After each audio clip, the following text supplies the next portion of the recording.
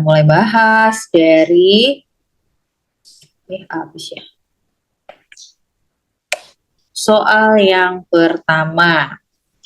Dalam soal ini yang ditanyakan adalah apakah diagnosa potensial yang tepat. Nah, mungkin karena tidak membaca pertanyaannya dengan detail ya. Jadi yang ditanyakan dalam soal bukan diagnosa kasus, tapi diagnosa potensialnya. Kalau kita baca kasusnya, di sini kan ada seorang ibu hamil 40 minggu datang dengan keluhan nyeri perut, perdarahan berwarna merah tua. Maka kita curiga ini dia mengalami solusio. Akan tetapi yang ditanyakan bukan diagnosanya, tapi diagnosa potensial. Berarti dia ada shock, tapi tidak ada di opsi ya, shock. Kemudian kita lihat lagi datanya, DJJ-nya lemah dan tidak dirasakan gerakan janin sejak 1 jam yang lalu. Maka dari data yang ada, masalah potensial yang lain yang mungkin muncul adalah gawat janin ya, gawat janin, tapi juga nggak ada. Maka jawaban yang paling mungkin, yang paling dekat itu adalah kematian janin. Jadi jawaban yang lebih tepat itu adalah A, bukan yang D. Bukan diagnosa kasusnya. Untuk soal ini, jawaban yang tepat adalah yang A. Yang lebih tepatnya harusnya adalah shock dan gawat janin. Tapi nggak ada, jadi kita pilih yang paling dekat saja. Oke. Kemudian kita ke soal berikutnya. Ada perempuan hamil 29 minggu G1 G2 P1A0, hamil 28 minggu datang dengan keluhan sakit kepala, kemudian kakinya bengkak, tensinya 160/100. Nah, berarti dia mengalami hipertensi dalam kehamilan.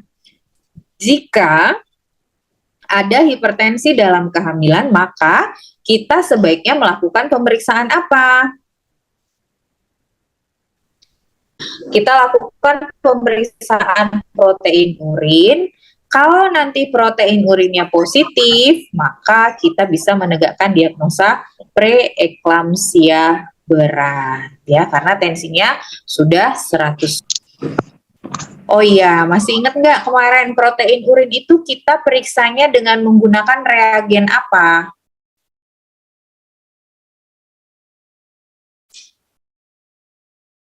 Reagen untuk pemeriksaan protein urin asam asetat atau benedik? Asam asetat ya.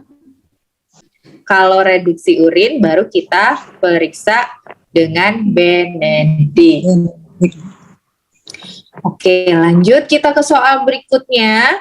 Di sini ada kasus perdarahan terjadinya di trimester 3. Darahnya berwarna merah segar tanpa nyeri. Nah, berarti kalau perdarahan dia terjadi di trimester 3, maka kita curiganya 2 hal, antara placenta previa atau solusio placenta. Membedakan placenta previa dan solusio placenta kita lihat dari warna darahnya. Kalau dia placenta previa darahnya merah segar, kalau solusio merah kehitaman. Previa ada nyeri, kalau solusio previa tanpa nyeri, kalau solusio dengan nyeri. Lalu solusio itu juga biasanya diikuti dengan penurunan kondisi janin gitu ya, atau gawat janin, karena ketika terjadi solusio berarti plasentanya terlepas duluan padahal janinnya masih di dalam ya kan. Kalau janinnya masih di dalam padahal plasenta sudah lepas, maka otomatis tidak ada aliran oksigen dan nutrisi ke janin. Solusio itu biasanya diikuti dengan gawat janin. Sedangkan plasenta previa tidak gitu. Nah, tapi plasenta previa ini jika dia ternyata perdarahannya banyak, biasanya juga dapat menyebabkan kegawat daruratan, baik penurunan KU ibu atau penurunan kondisi janin. Jadi untuk soal ini jawabannya apa yang tepat? Kalau dia merah segar, Tidak nyeri? Placenta previa. Lanjut, kita ke soal berikutnya. Ini juga saya lihat masih banyak yang salah menjawab ya. Kita ulang sedikit terkait perbedaan antara jenis-jenis abortus. Triknya adalah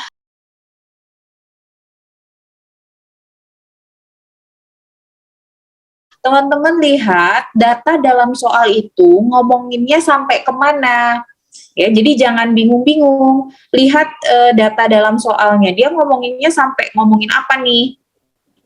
Kalau dia hanya sampai ngomongin pembukaan saja, misalnya dalam soal tuh terakhir dia ngomongnya porsio membuka, porsio menutup. Kalau dia cuma ngomongin masalah porsio doang, kita pilihnya antara dua, antara abortus imminens atau abortus incipiens. Nah, sedangkan kalau di soal dia sudah ngomongin sampai ada sisa jaringan, tidak ada sisa jaringan, maka dia maunya kita milihnya antara abortus komplit atau incomplete. Kalau abortus imminens, ini kan janinnya masih hidup. Kalau janin masih hidup berarti uterus akan berusaha untuk mempertahankan janinnya di dalam. Karena janinnya masih dipertahankan, maka otomatis serviksnya nggak mau ngebuka. Jangan dibuka pintunya, karena kita masih pengen si janinnya ada di dalam. Sedangkan abortus incipiens karena janinnya sudah mati, gitu ya, karena janinnya sudah mati, maka otomatis si uterus itu kan kalau janin sudah mati, uterus menganggap janin sebagai benda asing, maka si uterus akan berusaha untuk mengeluarkan, gitu. Makanya serviksnya pun dibuka sama dia, pintunya dibuka, ini benda asing, jangan ada di dalam lagi, keluar, gitu. Pintunya dibuka sama dia.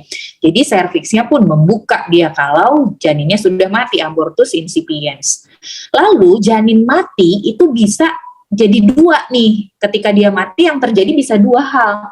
Bisa dia keluar semua atau keluar sebagian masih sisa di dalam. Kalau jaringannya keluar semua, udah nggak ada sisa, kita sebutnya dengan abortus komplit. Kalau sudah keluar semua, maka otomatis TFU-nya akan turun, PP testnya akan negatif, dan karena sudah keluar semua sisa jaringannya, maka otomatis si pintunya, si serviksnya akan kembali menutup. Sedangkan abortus incomplete, kalau masih ada sisa di dalam, maka si uterus nggak mau dia nutup, dia ngebuka terus, serviksnya akan terbuka.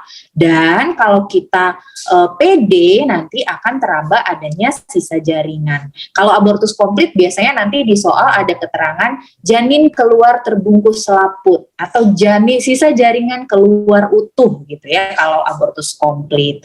Nah, sekarang kita lihat data dalam soal ini sekarang. Di soal ini dikatakan bahwa si ibu ini mengeluarkan darah ya, hamil 3 bulan, berarti hamil trimester pertama, mengeluarkan darah dari jalan lahir seperti gumpalan. Kemudian pemeriksaan inspekulo, porsionya membuka. Maka untuk soal ini jawabannya apa ya teman-teman? Nah, sekarang berdasarkan data dalam soal dikatakan keluar gumpalan ikut keluar, harusnya porsionya menutup gitu kan? Nah, tapi dalam soal ini keluar gumpalan tapi porsionya masih membuka, artinya masih ada yang tersisa. Karena masih ada yang tersisa, maka jawaban yang tepat untuk soal ini apa? Abortus incomplete. Kenapa kita tidak jawab abortus incipiens? Karena dikatakan sudah keluar jaringan. Ya, kalau dia nggak ngomongin jaringan, dia cuma ngomong porsio membuka, porsio menutup, tapi nggak ada keterangan jaringannya udah keluar atau belum. Nah, itu kita sebut dia sebagai abortus incipiens. Yaitu triknya untuk menjawab dalam soal. Karena biasanya kalau kejadian sebenarnya dalam keadaan nyata kita gampang ngebedainnya. Tapi dalam soal kadang-kadang kita bingung gitu kan ya. Jadi triknya adalah tadi kalau dia hanya ngomongin pembukaan, kita jawab antara imminens dan incipiens. Tapi kalau dia ngomongin sampai adanya keluar jaringan, sisa jaringan, maka kita jawabnya antara komplit atau incomplete. Ya, mudah-mudahan dengan cara itu teman-teman akan lebih mudah untuk menjawabnya. Nah, contoh kemudian di soal ini berdasarkan trik tadi, menurut teman-teman jawabannya yang mana? Bercak darah, osteopateri tidak membuka, berarti dia ngomonginnya cuma sampai pembukaan ya.